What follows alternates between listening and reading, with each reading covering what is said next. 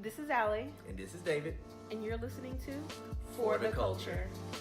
I tell them take a picture, man. It'll last longer. Hit the gas on them. Hit a dance on them. Take no chance on them. Get the cash on them. Flip it fast on them. Take off the mask on them. Show the world who you are. You like to start? Yeah. So, I figure we start with the hot topic of this past week. Bruno Mars. Bruno Mars. And whether or not his music and his persona is cultural appropriation. My opinion right off the bat is no. Mine is also. It's no. And what was the name of the publication that started this whole thing? Not a publication, it's a YouTube channel called Great. You're not even going to give them the credibility of calling them a publication. No, they are a YouTube channel called Grapevine. But they have a website too. They have a website, and they actually have backing too. I can't remember who they're. The Root. The Root is backing them, which is, but it's called Grapevine. It's a YouTube channel called Grapevine. You say it like you're putting down YouTube. No, I'm not putting down YouTube. I'm putting down Grapevine. All right. So tell me what happened in the conversation, because I didn't listen to it because I didn't want to subject myself to that. Was it a round table? I didn't want to subject myself to that round table that they were doing. I did watch people's follow up, read different tweets that people had to get different people's viewpoints on the round table, but I ain't listen to it. Well, Grapevine is is like I said, it's a YouTube channel that is a group of young African Americans or young black people. I'm not sure what they want to be called. I'm gonna let them choose that. But it's a group of young melanated people. Melanated. Yeah, melanated people who sit around and they discuss different topics. This week just so happened to be is Bruno Mars cultural appropriation. Mm-hmm. And there were some very animated and passionate views towards yes. Okay. And it went viral. The whole world saw it. Even Bruno Mars has responded to this at this point. Okay. About race and everything. Yeah. So I don't personally believe that it's cultural appropriation. Yeah. Well, what the people who were in favor of calling it cultural appropriation, what was their justification? Like, what was their evidence? What was their evidence? They're saying that he's not black, one. Two, that she said that he verbatim stole lines from songs, or he stole songs verbatim line for line. Okay. I don't remember that, but maybe he did. Maybe there's something that I don't remember. Yeah. I know that he's written songs for everybody. Yeah. He's written songs for CeeLo Green. He's written songs with Jay-Z and Kanye West. Yeah. So he's a songwriter. He wrote most of the songs on his 24 Karat album. Yeah. But apparently somebody thinks it's cultural appropriation because he sings like he's black. Okay, but isn't what cultural appropriation is, like the definition, isn't it like you don't give any credit to whatever style it is that you're emulating? Right. Whereas, as far as I know, Bruno Mars is always talking about how he loves James Brown, he loves Motown, he loves Stevie Wonder. He's always talking about the artists and the genres that are typically black, and he's always talking about, this is what I grew up listening to.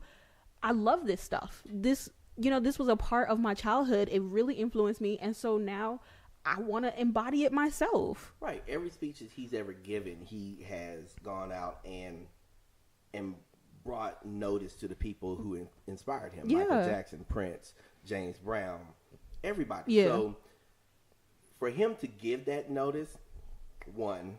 Two, for this album to come out last May, it didn't happen until he won He won the Grammys. Grammy. Yeah, he won all those Grammys. Anybody brought it up. Yeah. I feel like people are trying to find a space just to gripe about something. And because, come on, Bruno Mars is half Puerto Rican and half, you can say it better than I can. Ashkenazi Jew. Ashkenazi Jew. He's half Puerto Rican. And for us to say that, for him being half Puerto Rican, that he can't perform black music, then we're also talking about Daddy Yankee, Fat Joe, Don Omar. And then if we want to say Puerto Rico, we can also go with the Dominican Republic. And then we're talking about Pitbull. Cardi B. Cardi B. That's my Cardi girl. B is the blackest person we've ever seen recently. Yeah, and she bigs up her African ancestry. Like, she points out that her hair is kinky and that some of her features are, you know, that demonstrate her African ancestry. Like, she talks about that. She doesn't hide that. And I didn't mean to say that Pitbull was Dominican. I believe Pitbull is Puerto Rican. Oh, I thought he was Cuban. Is he Cuban? He is Cuban. Yeah. I have no idea. I'm just assuming because he's from Miami, and stereotypically, yeah, I'm gonna just leave it at that. I thought he was Cuban. Yeah, let's not fall into that. Even though he is American, regardless, he still is American. Yes. And a lot of people don't want to give us that. So.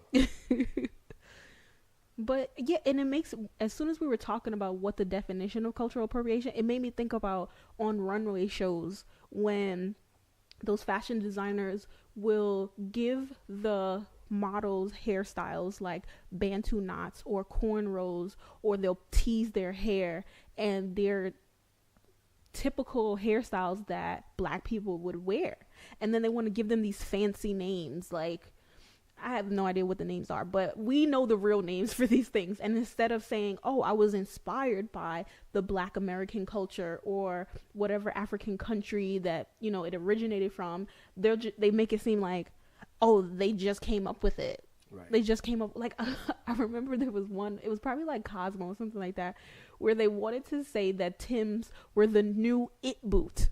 Yeah, the new it. The new it, but I'm like, are you kidding me? Like, I'm from Brooklyn. Timbs are not new, right? Timbs are not new. Well, I'm from Texas. We didn't wear Timbs. We wore polo boots. That's what we wore. We wear polo boots in Texas. Well, in Dallas and up north, we wore polo boots. We didn't really do Timbs like that. I don't think I bought my first pair of Timbs until I moved to Georgia. But when was that? I was 18, so that's 2002. You see, so that was 16 years ago, and I'm pretty sure this article came out in like 2015. 2015, right, and the right. new it boot. So I think the only justification for saying that cultural appropriation is happening is if the person emulating that particular culture doesn't acknowledge where it came from, as if they try to say they came up with it, it's their product, it's their new thing, and unless that's the case, stop throwing this around. Like, right, there are real cases of it, and stop. Oh my goodness, like the boxer braids with the Kardashians. Like, no, those are cornrows. Okay, those are cornrows. What gets me about the whole thing is that y'all were jamming to Bruno Mars' 24 Karat. Yeah. I'm sorry, everybody was. You couldn't go to a club and not hear. You couldn't ride down the road and not hear. If you had a radio, you heard it. Yeah. It was everywhere. But now all of a sudden, he's appropriating black culture. Yeah. I think this actually came out before. Somebody said something about it maybe a few years ago. Mm-hmm. But nobody was saying anything when he was singing Grenade. Nobody was saying anything when he was saying I Want to Marry You. Those songs. But they were still an R&B feel to them. Okay. I was going to say, aren't those songs like more in the pop than R&B? I don't feel like there is any lines anymore. I think music has lost a lot of the lines. Now, there's a big jump from rock all the way over to R&B and hip hop, but I don't think that there is a big enough line between pop and R&B because Beyonce falls under both. Yeah. SZA falls under both. Okay. SZA really would be considered pop? Yes. Oh, okay. She came out big in pop. Like, she was on pop charts. Okay. I wouldn't consider her pop, but I wouldn't okay. either, but that's where she's been falling. Okay. So I think with that, I don't think that you can really say that because it still had the same melodic sounds to it. It still had that feel to it. Yeah. Now, if we were talking about somebody like Justin Timberlake, okay, Justin Timberlake for cultural appropriation, if he had not acknowledged where he got his influences from, then maybe I would count that, but not Bruno Mars, not a Puerto Rican man. Wait. So you just said that because Justin has acknowledged his influences, that's not a good example of cultural appropriation, but it kind of seemed like because Bruno is a minority and Justin is white, that he kind of has more like leeway. Is that where you were going Absolutely, with that? because how can you culturally appropriate something that you're a part of? Because Puerto Ricans, if you see a Puerto Rican walk down the street, there's maybe 50% of the time you can tell that they're Puerto Rican. The other 50% of the time you don't think they're black. Period.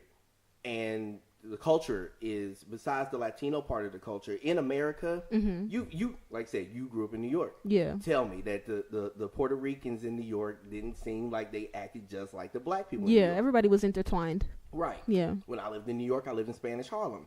And from Harlem to Spanish Harlem, there's this graying of the areas. So where it's not a different feel to where you live. Okay. I understand. I was just like, hold up. We just, clarified what cultural appropriation was. And even though I'm not a fan of JT right now, he still has, mentioned that his influences. So I was done with JT really with the whole Janet Jackson thing. Yeah. Because her career went down the hill and his kept rising after the Super Bowl.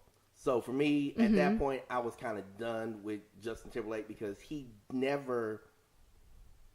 just left the spotlight. So she had to answer all the questions. She had to go out and do all those things. He just performed in the Super Bowl again. Yeah. I bet Janet won't be back at the Super Bowl. Nobody's going to let her back in. You think the powers that be won't allow her to? Heck no. I don't know. Never say never. Never say never. But anyway, back to Bruno. Bruno is not a cultural appropriation. Culture vulture. He is not a culture vulture. Speaking of culture vulture, what's so amazing about that is that's Dame Dash's line, culture vulture. Oh, like he came up with that term? Yes, he wrote a book called Culture Vulture. Oh, okay. And a lot of people have been starting to use his word and don't even know where it's coming from. Yeah. Because he came out with he had the book out and he had a movie come out in the same week that Black Panther came out called For Honor. I haven't seen it yet, but I heard it was really good. Oh, okay. Yeah, that was a bad move to have it come out the same week as Black Panther. It is. He had a difference of opinion about Black Panther really being a black movie. What? Because the people who profited from it aren't black. Besides the actors and the director themselves, the big so Disney, Marvel, there's not a black-owned company. But everything that he's putting out is black from top to bottom. So he feels that, not taking anything away from Black Panther, not taking anything away from what it means to black people, but he doesn't believe that you can truly consider that being a black movie because of that. But it's a start. It's a start. The fact that the whole cast was black and it's been doing phenomenal numbers, like didn't it just cross the $1 billion threshold? It's a start.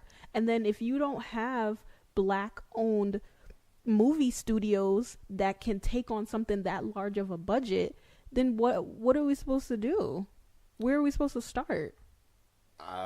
That's where it comes down to, because look at Wrinkle in Time. I don't remember who is the production company for Wrinkle in Time. Is it Oprah? Is Oprah putting it on solely? And so if she is, and that's one thing you could look at. But of course, Dame Dash doesn't have Marvel money. He doesn't have Disney money. But looking at it his way, no, it's not a black movie. Okay. Looking at it his way, because after Ryan Coogler, there's nobody else really that's profiting that's black. Okay. And I get that. I understand that, but at the same time, I was down for Black Panther. Yeah.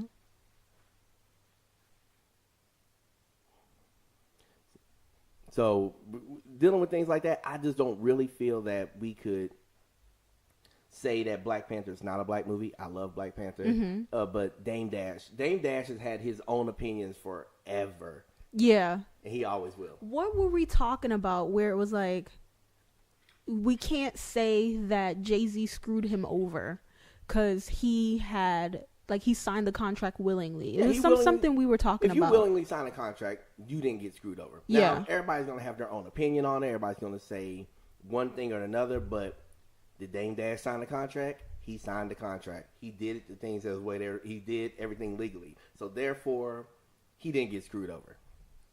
And Dame Dash isn't broke. Dame Dash has never been broke. He'll never He's be not. broke. I just have this picture of him like trying to hit everybody up for like, yo, let me back in. He got Dame kicked Dash out is of not, the Dame playhouse. Dash is not Lil Bow Wow. Dame Dash is not Lil Bow Wow. He's not Soulja Boy. Dame Dash will always have money. Dame Dash has set things into motion to where he is always working. He's always doing things. Yeah. So he's not where Jay-Z is. Yeah. He's not where P. Diddy is. He's not where Nas is right now. Have you heard about all that? Everything going on there? Yes, I have. And I'm really excited about it because I love Amazon. Amazon and Google are my two favorite companies because I honestly feel like they're going to take over the world. And I'm here for it. I'm totally here for it. And so to what we were talking about is Nas has a venture capitalist company or venture capitalist partnership. I don't know what to officially call it, called Queensbridge Venture Partners. And they invested in Ring. And Ring it's like it's a smart doorbell. Yeah. It's a smart doorbell. I was going to say like security system, right. But yeah, it's like a video doorbell. Yes. My parents have one. Oh, wow. Yeah, my parents have had, my dad is a lot like me with tech. He loves tech. Yeah. And he's had this Ring doorbell, I think now for about 2 years. Oh, wow. Okay. Allows him to, so you walk up to the doorbell. As you walk up to the doorbell, yeah, it starts recording. Oh. So it pops up, it'll send him a text message to his phone. He'll be able to see the text message. He'll be able to see the video, see who is there. Yeah. And he can actually respond back to him at the same time. Oh, that's cool. Wait, respond back to what? The person standing there? Yes, if they want to talk to him, he can talk back to him. Through his phone? Through his phone, yes. Oh, that is so cool. It's an amazing device. That is so cool. But Amazon, they bought it, I want to say for $1.1 billion. 1.2. 1.2 billion. And the reason they're doing it is because Amazon is trying to gather all these tools because they eventually want to have their delivery people drop off your packages inside their house. Inside your house. I don't know how I feel about that though. Why? Because it just feels like there's this level of security, of privacy that they're trying to cross, and they can't have accountability for all of their workers. All they need is just one mistake, one mishap, and everybody's like, nah, I don't want that. I'm good. But you're not going to have that. And so here's the thing. With the Ring doorbell, it's a camera. They know who's walking in your house, when they walked in your house, what they did in your house. So it's not, and I don't think they're going to be walking through your house and leaving it in your bedroom, the package. It's going to be like they open the front door, leave it right there, and you have a certain amount of time to leave. There's so many protocols you can put into place to eliminate all those issues. Yeah. And that's what I feel. I don't like when people try to think that getting more technology is actually going to stop us from having privacy. More technology is going to stop us from privacy, or more technology is going to stop us from being able to do different things we want to do. I'm not anti-tech. I'm not one of those people that are scared that the robots are going to take our jobs. You know, I do believe that technology is just here to help us improve, make things faster, make things better, make things easier. But at the same time, it's just, I don't know. I just want boundaries. I just want a line that's like, okay, why not create like an outside mailbox that's like larger than the average mailbox, and it requires a punch code, and then they open the punch code for the mailbox that's on the outside. It would be the same thing, because I think what happens is the lock that's going to be attached to the doorknob has a punch code that the delivery person has to punch in. So it's like, why can't we go that route? Well, here's the thing though, you don't have to sign up for it. You don't have to sign up for what? You don't, like, if you don't want them to come into your house and do it, you don't have to sign up for that part of it. You can stop them from coming in your house. It's not going to say like you have this, so you automatically have people come to your house. Yeah. Say you want to leave it on the front porch, or you want to do whatever you want to do. Yeah. Having so there are mailboxes already with punch codes for mail, like in some. Oh, that's already a thing. Yeah, gated communities and things like that. So in Baldwin Hills, California. Yeah. I remember seeing a family. They had a punch code mailbox where packages will go inside of that mailbox. Oh, that's already a thing. See, look, I already invented something. Look at that. But what were we talking about? Oh, Nas. Yes. And how he and his venture capitalist firm, they invested in Ring, and I read that he got 40 million out of it. So I was just like, that's dope. Nas has been working. I mean, we have never really lost sight of Nas. I use Bevel to shave my head, and he is one of the spokespeople for Bevel. Yeah. I don't know personally if he has invested in Bevel or not, or what type of investment he has with Bevel, or if he is just a partner. A partner. My understanding was that he was a partner, and then when I was looking it up, he was a partner with Hennessy too. So they have this campaign that's called Wild Rabbit, and he was saying there was like an interview with him in Black Enterprise, and he was saying that the message behind the campaign is pushing the limits of one's potential to breaking down barriers. And when I was looking at that, I was like, why aren't marketing companies, why isn't it about the quality of the product anymore? Like, Hennessy is the number one cognac in the world. Like, it's number one. So why not focus on them being number one and why they're number one? Like, why is it always about selling a lifestyle? Because you don't drink the best tasting. There's no reason for it, because somebody can recreate the best tasting. That's not a thing. You recreate the brand.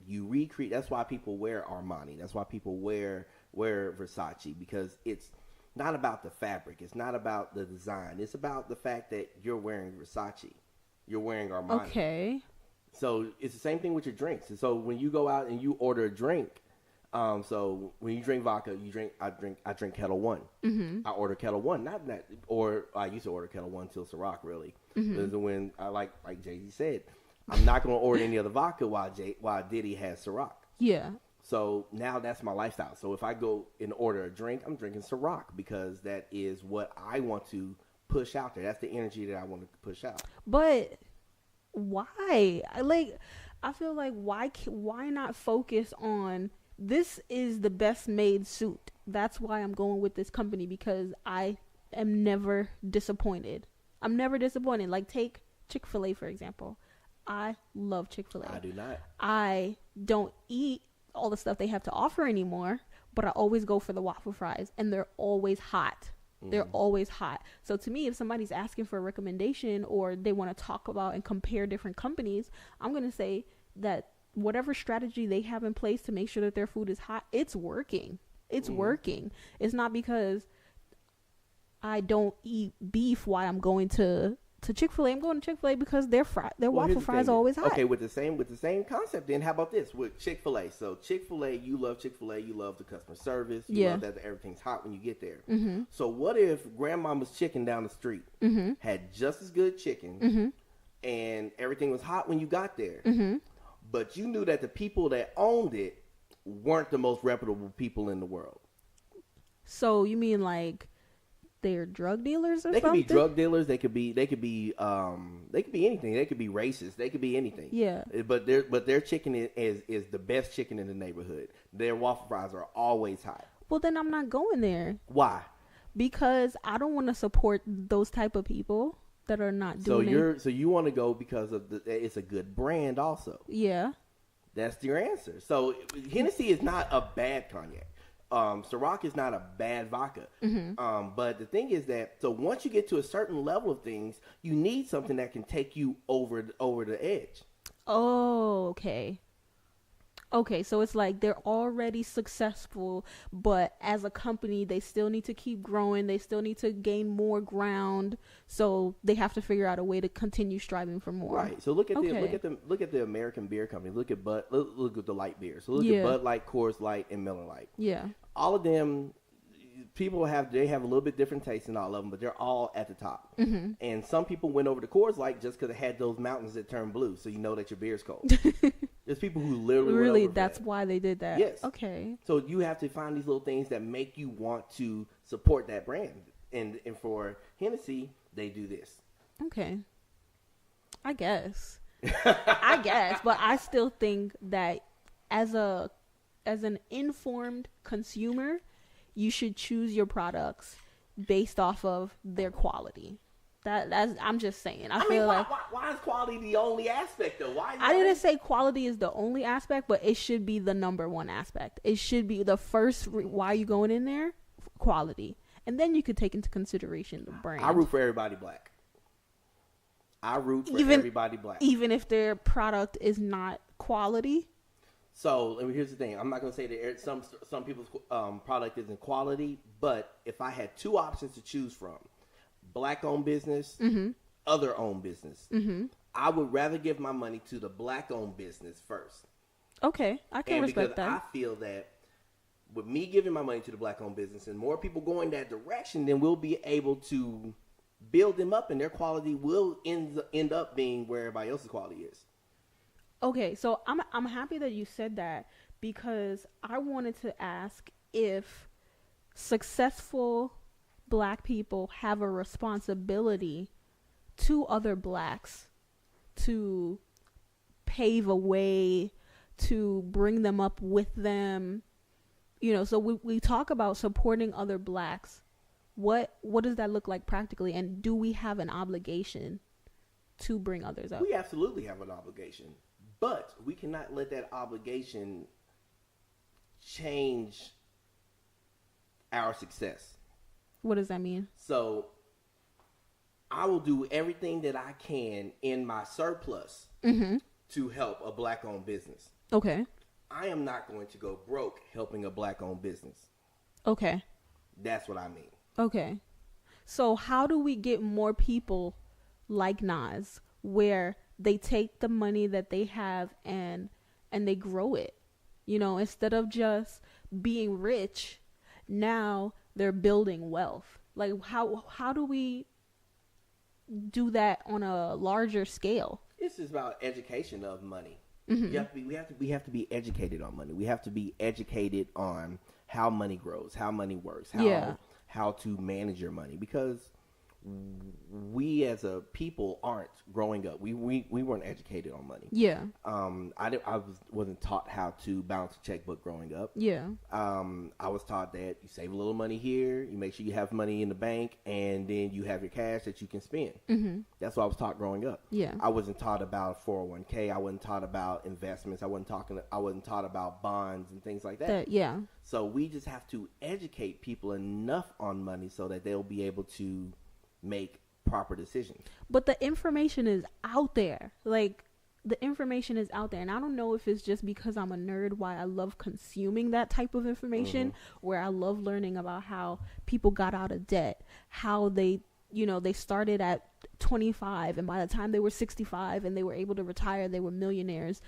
I don't know if it's just because I love consuming that information, that type of information, but it's out there. It's out there. And why don't they care to consume that? It's not they don't care to consume. It's like they've never had a need to, or somebody to push them to it. Now, people who are... Did you ever have anybody in your life tell you about money before you started consuming it yourself? Wait, you mean like as an adult? Or any time in your life? Yes.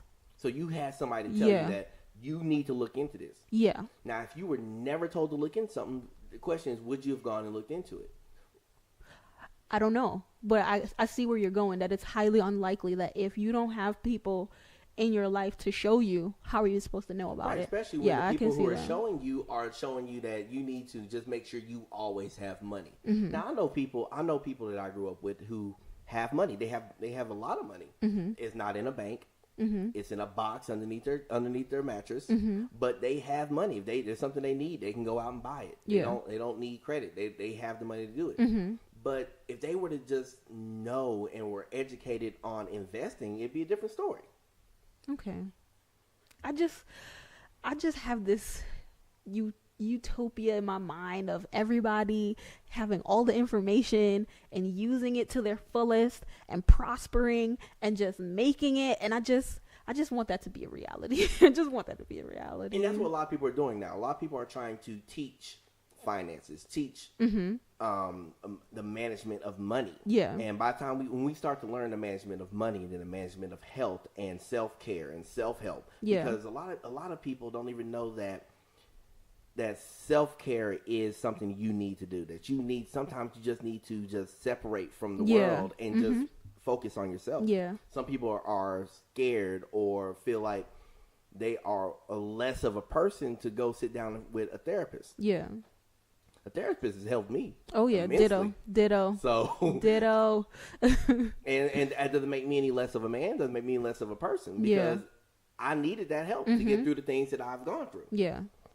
And I think we just need that education. Education is it. It was the book, The Miseducation of a Negro. Mm-hmm. So the two things it said that we need to be educated on are what? It says sex and money. Mm. If you can educate the black population on sex and money and how they correlate with the rest of your life, then I think we'd be in a totally different place. Okay. So does that mean that you and we need to start something? And we need to start a campaign, and we need to push for some kind of change, or are we doing it by just talking about it? Are we doing it? Are we having an impact by just talking about it, bringing the conversation open? I think it's everything we can do, we should do. Again, we should try to. We're talking about it. Mm-hmm. People who listen to us will hear about it. They might be able to go out and find a therapist. Yeah. They might go out and find an option to get to a therapist through their health care, through whatever else they may have. Mm-hmm. And there's other things we can do also. We can go to the conferences. We can go to the meetings. We can invite people to those meetings. Yeah. And I think that by doing those things, we're able to help it along. Okay. There needs to be some type of big push. And you've seen in the black community, the black intellectual community especially, that there has been this big push with self-care. Mm-hmm. And like places like Talkspace. You know what Talkspace is? Mm-mm. Talkspace is a therapist that you can text or call any time of the day. Mm. You sign up for a subscription, and you have a therapist always with you. Oh, nice. Yes. I like that concept. And it's a really good concept. Yeah. And I've heard of people who've used it, who've needed it, and it's worked for them. You just, one day, your anxiety, you just can't get out of bed. Yeah. You go ahead and text your therapist. They text you back, find out what's going on, help you out, and you're able to get up and go to work that day. Yeah. Oh, that's a really nice concept. Yeah. I like that. And as we were talking about education, I think a cool factor, I think that's where I'm trying to go, like there needs to be some kind of cool factor associated with people who are doing these type of ventures. Like I think about Robert Smith, and not a lot of people know who he is. He's actually the richest black person in the world. He's worth $4.4 billion. He likes to go by Bob. It's Bob Smith. Bob Smith is worth $4.4 billion, and he's the CEO and chairman of Vista Equity Partners. Yes. And how did I stumble on him? I don't know. You know, you're on YouTube, you watch one video and it like suggests other ones. So as I'm watching entrepreneur type videos, finance videos, it leads you down. You know what? Right now, I'm gonna let you keep going, but right now, I'm gonna let you finish. I'm gonna let you finish. My whole list of videos right now is all about Black Panther. It's crazy. Yeah, like it's like 25 videos, like ready in queue for Black Panther. Different things that I may have missed. Yeah, I've known people who've seen it like 8 times. Oh wow! I'm sorry for the sidetrack. Go ahead. And so we don't hear about him that often, and it's like, why don't we hear more about people like him, people like Bernard Tyson, who is the CEO of Kaiser Permanente, who's a black man? It's like, why don't we hear more about these? Why aren't these the cool people? Why is it people that are in the industry, like music and movies? Not to say that we don't talk about that, because we just finished talking about Bruno Mars, but why not make these people cool? Because then it's like, all right, you see these people, and then you're like, oh, I can do it too. Mm-hmm. You know, I remember around the the election of President Obama, it was like there was this little boy that came to the White House and wanted to touch his hair. Yes, I remember that. He wanted to touch his hair. And it's like, I as a black woman know why he wanted to touch his hair, because it's just like his. It's just like his. So it's one thing to see it, but then to touch it, to feel it, to actually know that this person looks like me. He's the most powerful person in America, and I can be that one day. Yeah, I can do this. I can do this. So why not push for more people that are investors, more people that are in finance, more people that are in technology, right, in these industries that are not that popular? It's like, but we need to make our own way in there. I was talking to my brother and he was like, yeah, we've already taken over music and sports. We might as well spread out into other industries. Absolutely. And I'm like, yes, let's make our mark in other industries so that we're not having these glooming statistics anymore.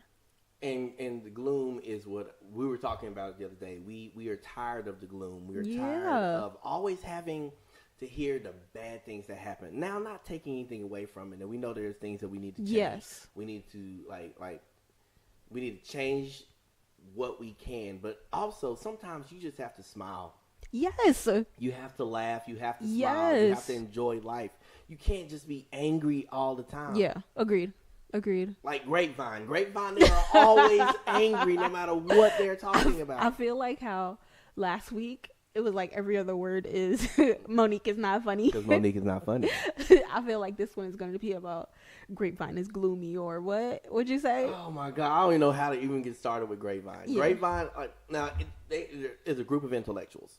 I'm never going to say that people should not have their opinion, because I have my own opinion. Yes. And you can take it however you want it. But for me, I do not want to hear the negativity every time we talk about life. And, exactly. And who are you to determine what is black or what is not black? Yeah. My black is not your black. Yeah. You can't define my black. Exactly. And we were talking about that earlier today. You cannot define my black. Yeah. You don't know how I grew up. You don't know the music I like to listen to. Mm-hmm. What if I like country? I do actually like country. Yeah, same here. Yeah, so let me listen to my country. Yeah.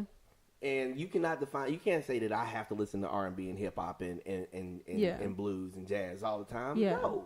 That's something that I don't really like about certain black publications, where they're usually highlighting the negatives that are happening in our community. And I'm not saying don't talk about them. I'm not saying that, because those things need to be talked about so that changes can be made. But there's good news out there too. There's good news out there. And let's talk about those good things. Let's talk about those happy things. Let's be like Care Bears. One of my weekly podcasts that I like to listen to is The Read with Kid Fury and Chriselle. I like theirs because in the beginning they have Black excellence. They have a Black excellence section to where they'll tell you about somebody who's doing something great in the world. Yeah. Now there's a lot of other stuff they talk about. It's sometimes negative, and I don't really watch Love and Hip Hop, so I don't know about half the stuff they're talking about. But at the same time, they get that part in there. Yeah. And so Black excellence is something that we really get to enjoy. Yeah. And then when I hear about it, I go research it. Exactly. Speaking of podcasts, what other podcasts do you listen to?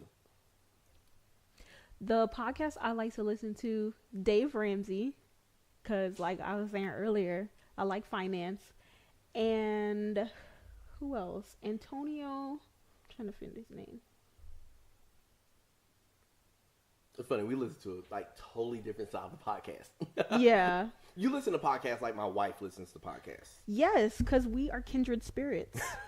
She actually introduced me to Patrice Washington, and so I've been checking out Patrice Washington. I've heard so much about Patrice Washington. I know so much about Patrice Washington because my wife loves to listen to that podcast. But for me, my podcasts I like to listen to are The Read. I listen to Brilliant Idiots with Charlamagne the God and Andrew Schultz. I listen to Another Round with Heaven Nagatu and Tracy. Oh my God, what's Tracy's last name? Well, Tracy Broken McPoverty. So I was going to put that out there like that. But those are the podcasts I like, and Still Processing from the New York Times. I like those podcasts, and those are my weekly. That's my weekly therapy. That's what I listen to weekly for my therapy right now. But in other news, we've had some crazy technical difficulties here today, but we're gonna keep pushing through it. We're gonna have some fun. We heard y'all. I don't know if y'all heard everything going on today. We've had church bells in the background. Yeah. We've had random videos start playing through our machines. It's crazy today, but we're gonna have fun and keep going through it because y'all are here with us. We're sitting here having a conversation with you, as well I have a conversation with one of my best friends. So that's what we're doing here today. But we have so many things to talk about today. But you know what? We're just gonna have fun and just talk as we go through everything. Yeah, I like that. And the feedback that I've been getting is that the flow, the energy is just two friends kicking it, having a good conversation, and that's what I want to continue. I want to keep it like that. I want to keep that vibe where it's just like, oh, we got together for dinner. You know, both our families together, and it was just like we were just having a good time talking. So, yeah.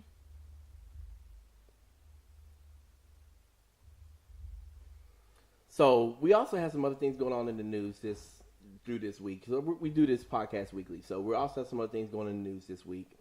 So Allie, tell me about Chef Tunde Way out of New Orleans a little bit, because I've been reading a lot about him, but I think that you were able to do a little bit more on him.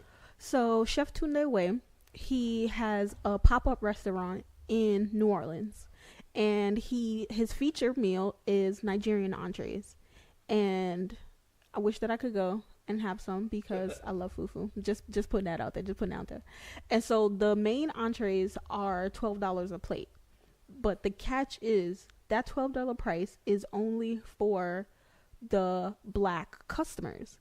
And so what would happen is when he had white customers, they would come up and he'd say, are you willing to pay $30? And this experiment that he was doing, he wanted to point out the income disparity that is between black families and white families. And so in America, the median wealth for black families is only $1,700. Like, that's very, very low. That's what your emergency fund should be. Yes. And then white families, their median wealth is $116,800. So 100 times more. And he was conducting this experiment with a grad student, and I apologize if I mispronounce your name, ma'am, and Jolly Pressertang. And she was helping him to collect the data, and they found that nearly 80% of the white customers, they paid that larger amount. He let them know ahead of time, hey, are you willing to pay the $30 compared to the $12 and let that $18 difference be spread amongst the minority customers? And nearly 80% paid for it. And I don't know if just bringing it out, because we were just in our last conversation, we were just talking about what can we do to not only bring awareness but to make a change also. And so I love that he's doing this to bring awareness, but what's next? Question is, would you pay the extra money? Yeah, because you're in a place in your life to where you have the funds to do so. Mm-hmm. Would you pay the $30? No, I would not. Why is that? Because if the food is being sold at X price, then that's the price that I want it at. Even if it would help somebody else down the line? That's where the question comes in. That's where it hits your soul. Even if it would help somebody else down the line that maybe even couldn't even pay for that meal. Okay. So that's where it comes to charity. It's not just about paying for your food now. It's about charity. I think because of the charity aspect, I would be more willing to pay it, because it's like, okay, I'm paying this more because it's going to help others. But if I'm being charged just because overall, you know, the group that I identify with is doing better, I don't know. I kind of feel like you should be paying the same thing. Yeah. And charity reasons why, like with charity, I love charity. I love giving to charity. I love to help the next person. My wife sometimes hate that I like to help the next person as much as I do, because I will do a lot for people. Oh, okay. I was like, where are you going with this? Yes, I will do a lot to help people okay. out. Where I'll start to sacrifice my time. I'm not really big on sacrificing my money, but I will sacrifice my time a lot, and I will go with no sleep and no time to myself to help somebody else. Yeah.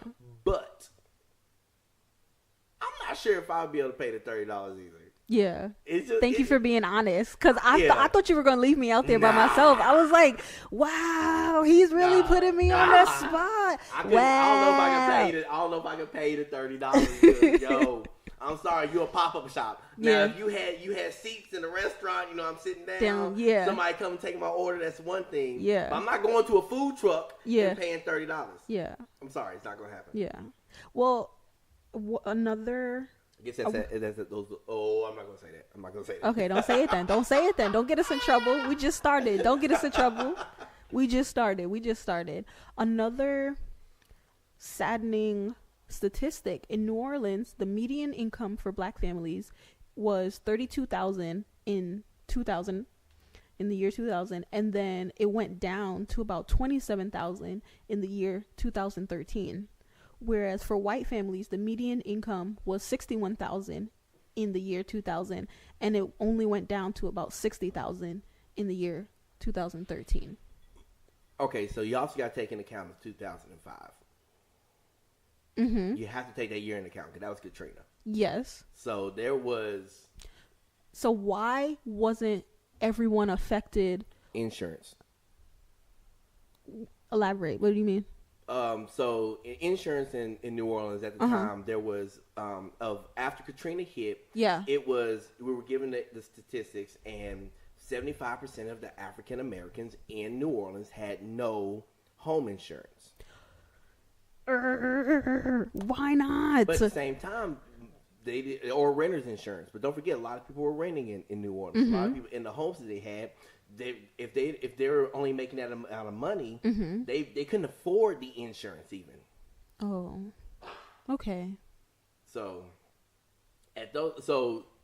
when Katrina happened, you lost everything. There's so many people who lost everything. Yeah. And they weren't able. So they're rebuilding now. For them to be at the number they are now, that is actually that's a blessing. Okay. Because Katrina knocked out so much. Yeah. Well, I hear you, and I didn't even think about Katrina, so thank you for bringing it up. But why weren't both demographics affected by the same percentage? So whereas we had a $5,000 drop for the Black families, there was only a $1,000 drop for the white families. Well, what I'm saying is why is one demographic less, I guess, is proactive the word I'm looking for? Like, why is one demographic less prepared than another? Personally, I think it goes back to what we were talking about earlier, education. Okay. Because I didn't even know that renter's insurance was a thing. I knew home insurance was a thing, but I Yeah. didn't know renter's insurance was a thing until my wife was like, we need to get renter's insurance. I'm like, what is renter's insurance? What is that? Yeah. Why do I need renter's insurance? Because the landlord is supposed to take care of all this. Then she explained it to me and everything, but so at that point is when I understood. So I think the education needs to be there again. Without the education, we can't really get great numbers until we start to educate. Because if we keep going in this trend, by the year 2053, the median wealth of Black families in America is going to be zero. It's going to be zero. And that is very disheartening. That really is very disheartening, especially as somebody that, I don't want to say I came from nothing, because I'm not like a Drake song, but started from the bottom. But just, I have had the privilege of learning and having access to information to understand how finances work, understanding how to take care of it and how to invest for the future. So I want everybody to have these resources. So just go to YouTube, go to Google, go to CNN, go to fortune.com, go to all those different websites, go Investopedia. I love that website. Like, we're not getting paid for that, but just go out and get Y'all information. can send a check, though. We're not going to argue if y'all want to send a check. Not at all. Not at all. But just go out there and seek information. Get resources. Get educated.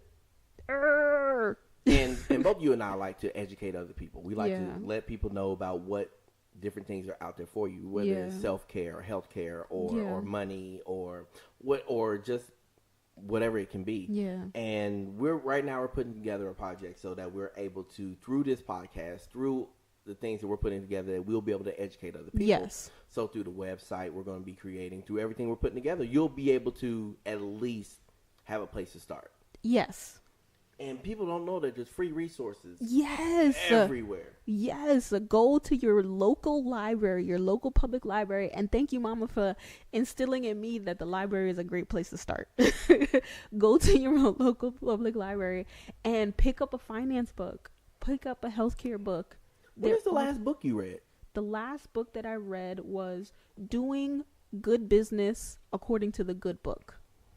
And I'm going to look up what the author's name is, but basically he is the CEO of this African American technology company, and he's also a devout Christian. And his motto for handling his business has always been about following God and maintaining a godly character in how he handles his business. And that's what I want for myself. I want to be able to run a business not only ethically, but more importantly, in a way that would make God proud. And so I really enjoyed that book. Awesome. The last book I read was Charlemagne the God, Black Privilege. Great book. A lot of people wrote it off just because of who he is. Yeah. And when I say that, it's mainly black women who wrote it off because of who he is. Yeah, I'm one of those black women that didn't pick out his book and read it. But it's really a great book. Another book that I read recently was Solve for Happy. Solve for Happy. Okay. Engineer your path to happiness.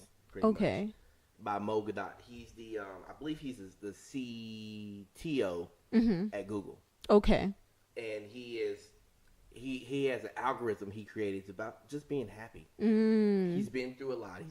He lost his son, and he had to realize how just to be happy. Yeah. And it's a great read. So the book I was talking about earlier, Doing Business by the Good Book, is by David Stewart. Awesome. Yeah. Do you read any and fiction? his company is Worldwide Technology. I just had to put that out there because it is the largest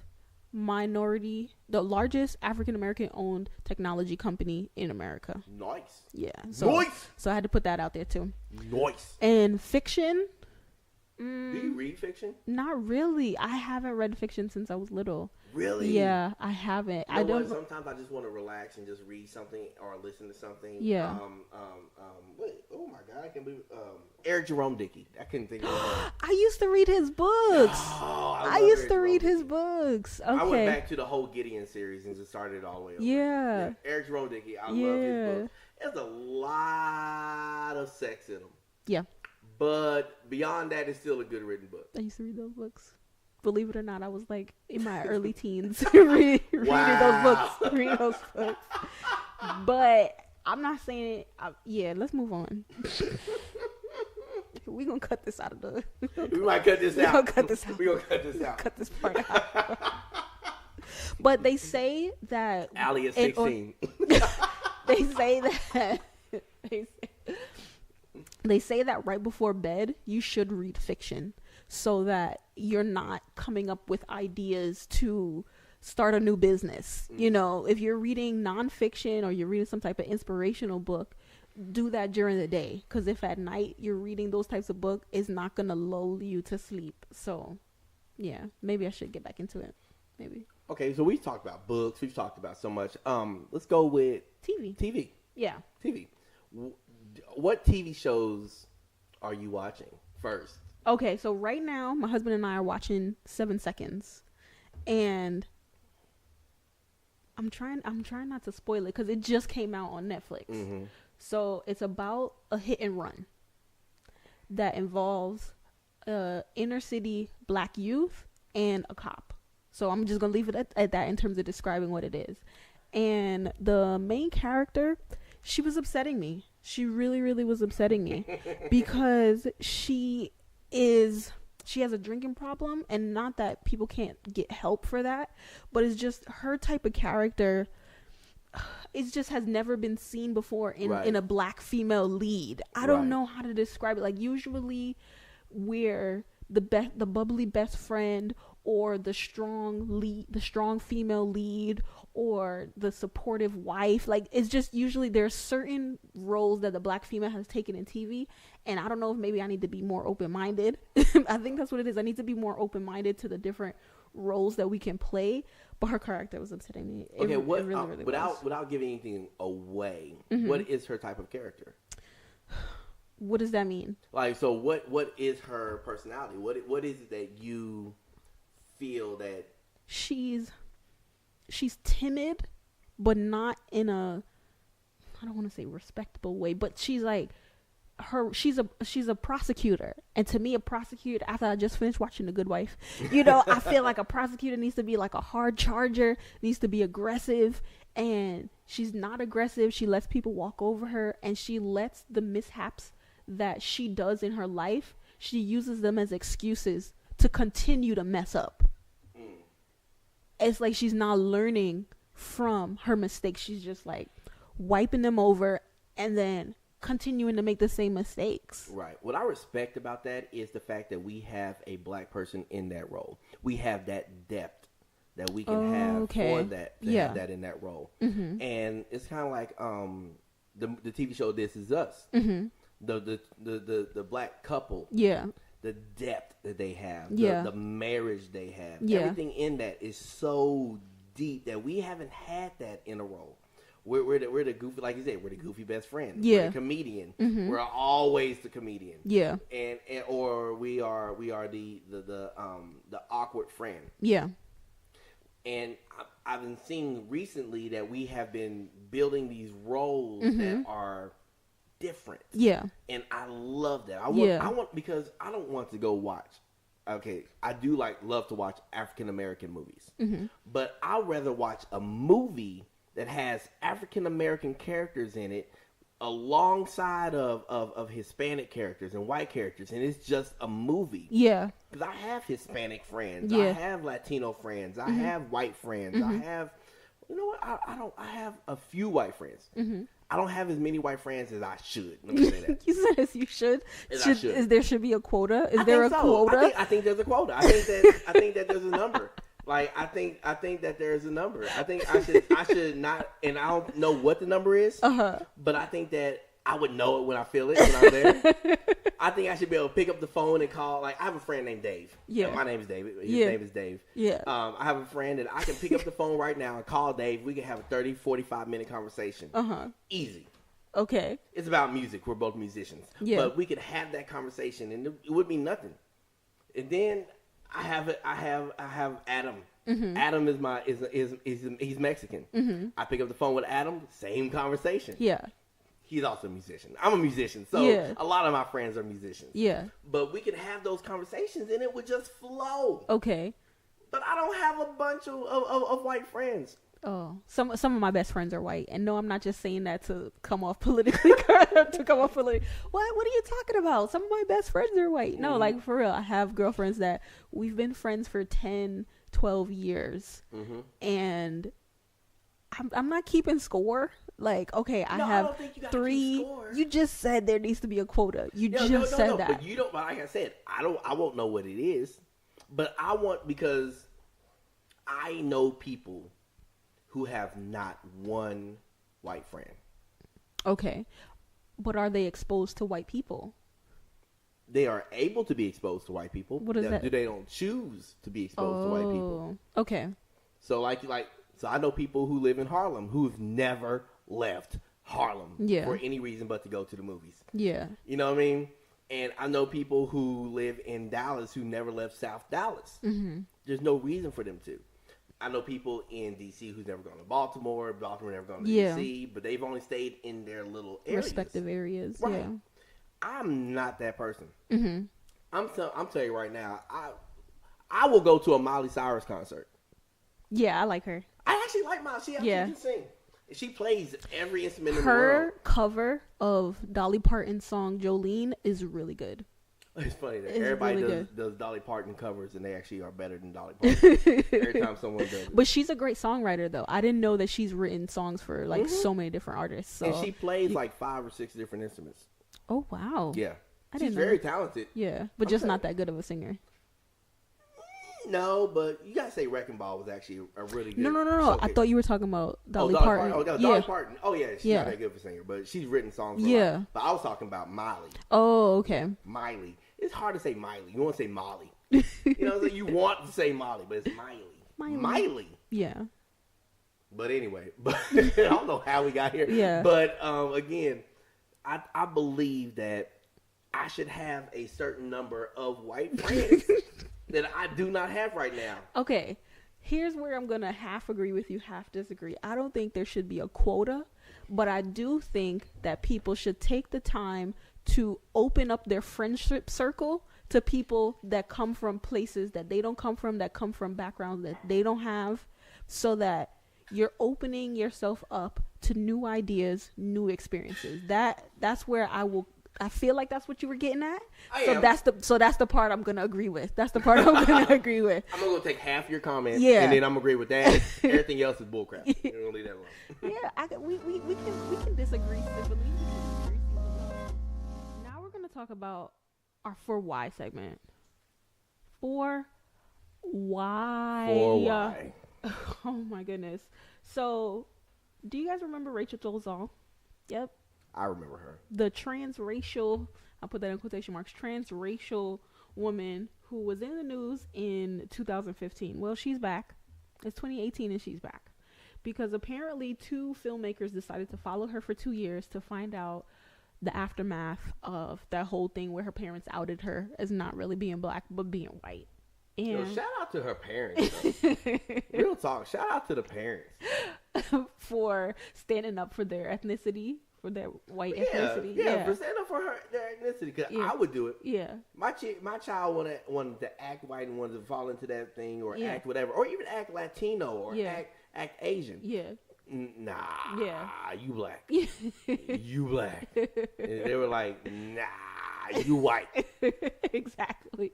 And I loved how they called her out on the news. Like, they had the whole news interview. The news team came over. They did a whole interview. They took out her birth certificate from Montana. Not that you can't be black and from Montana, but out of all the states she was from Montana. And they were in the whitest house when they did that interview. That was the whitest house. What you mean? Yo, did you see like the little ponies and stuff around in the house? Yo, it was the whitest house. So Netflix, I don't know if they're just trying to run off of this money train, but I don't even know what to call it. They're coming out with a documentary called The Racial Divide that's coming out April 27th. So happy birthday to me, I guess. And they're coming out with this documentary that's basically following her life 2 years after the exposure. And they want to find out, what did it mean for her? What did it mean for her kids? But from what I saw in the trailer, her son Franklin was not having it. He was like, "Ma, can you just let it go? Yeah. Could you just please just let it go?" Everybody doesn't need to be in the news. Yeah. Everybody doesn't want to be in the news. Yeah. Everybody's not a Kardashian. But I was just like, she actually has sons that she adopted who are black. And it does make me think about how they're being affected with this whole controversy, and we get to see a small glimpse of it. They're like, "Listen, Mom, we love you for who you are. Can we just drop it? Can we just move on?" And I know that a lot of people, when they saw this, they were like, "Well, what does this mean for real black stories? Why can't we talk about real black stories?" I'm not trying to put down Netflix, because that's where I watch a lot of my underground black films that don't really get into the mainstream. But what does it mean for real black stories that need to be told? Right. Well, while we're sitting here, I got to say this. Rachel Dolezal got some black sounding name kids. You know these kids' names? I just know Franklin. Well, Franklin Moore, of course. So Franklin Moore. It's Franklin's a black name. Yeah. In sense, it can be anybody. Yeah. But her other one, Langston Atticus Yes. Dolezal. I love it. Hey, I love it I too. love it. When his name comes across on a resume, we know he black. Atticus. No, it wasn't the character in To Kill a Mockingbird. Atticus Finch. Atticus Finch. He was white, but therefore it doesn't matter though. What people remember about that book is that it was about a black man charged for murder. It is Langston Atticus Dolezal. And I'm happy that you brought up a name because she actually changed her name. And you know how you'll have black people that they'll say, "Oh, I gotta give up my slave name," and then choose a real African sounding name. So I don't know if this is the route she was going, where she was like, I need to give up my slave name, but her new name is Nkechi Amare Diallo. So Rachel, sit your butt down. 4Y, Rachel, 4Y. Rachel, sit down. Oh my goodness. But what's funny though is that she sued Howard University, where she got her master's degree, for discrimination. For why? Yeah. How does that work? How does that work? So she applied, and she was very fluent in black arts and black media. And so her presentation, her essay that she submitted, was about black art. And when the admissions team assumed that she was black and gave her a full scholarship on the idea that she was a black female student, and then took it away when they found out, okay, you're not who we thought you were, she sued. You sued an HBCU, a historically black college or university, that didn't want to give you a scholarship because you weren't historically black. Yeah. Yeah. Okay. Okay. And so you were just all inside of your white privilege. And but my thing is, she was the president of the Spokane chapter of the NAACP. So to me that says, and her history too of being involved in black culture, she wanted to associate with it, which I don't think there's anything wrong with being informed. But to now want to pose and then also at the same time sue for discrimination, you can't have it both ways. I know, but shout out to Kevin Moore, her husband. Because he has been dealing with the majority of this. Because I'm sorry, he is a black man. Yeah. He is a bald-headed black man. And he's been dealing with this for 2 years now? Or 3 years now? Yeah. 3 years now. Yeah. Shout out to you, bruh. Hey. Strong brother. Makes you wonder, did he know that she was white when they got married? I don't know. And I'm not gonna say anything otherwise. Well, actually, no, he did, because in their wedding photos, she's all the way white. Okay. And her mama and daddy are there. Are there too? Yes. Okay. So, but shout out to you, bro. Yeah. Because you deserve. Yeah. Everything, bro. You deserve it. You think he's in the documentary? Like he shows up? I wouldn't.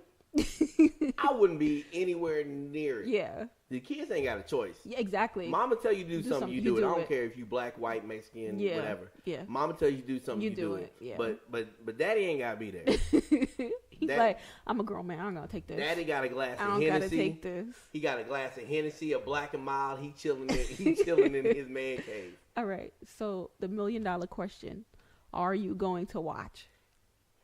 You know what? I was about to say no, but at the same time, we love to watch things fail. But then there's the alternate part of that, is that if we watch it, it doesn't fail. Yeah, exactly. So we have to watch it to comment on it. Yeah. So I'm gonna say this. Okay. As my media personality, I'm going to watch it. Okay. Does that suffice? Yes. My black personality is not going to watch it, but my media personality is going to watch it. Okay. Well, when you put it like that, I guess I got to look at it too. We have to discuss. I guess I got to watch it too. Do we know what? Do we have a date when this comes out? Yeah, April 27th. April 27th. Oh, you did say that. Yeah. So April 27th, we are going to pop some popcorn, and we're going to watch this. That's if they don't cancel it. I don't see Netflix canceling it. Okay, we'll see. I don't see Netflix canceling it.